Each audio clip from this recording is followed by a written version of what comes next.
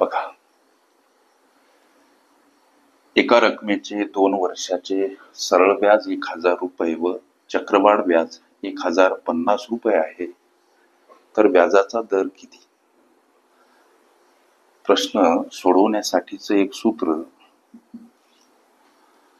इथं प्रश्नामध्ये व्याजाचा दर हा शब्द, सोडवण्यासाठीचं सूत्र व्याजातील फरक छेदस्थानी एका वर्षाचं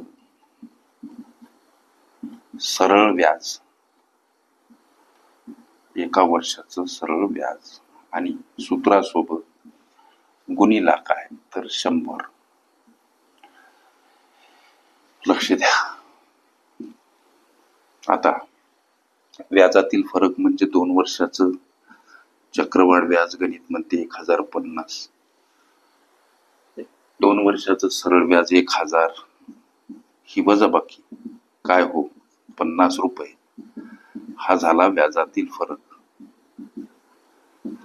आणि प्रश्न एका वर्षाचं सरळ व्याज छेदस्थानी मांडायचं. 2 वर्षाचं सरळ व्याज 1000, तर एका वर्षाचं किती? त्याचं उत्तर 500 रुपये. हे एका वर्षाचं सरळ व्याज. लक्ष द्या. आता उत्तराकडे.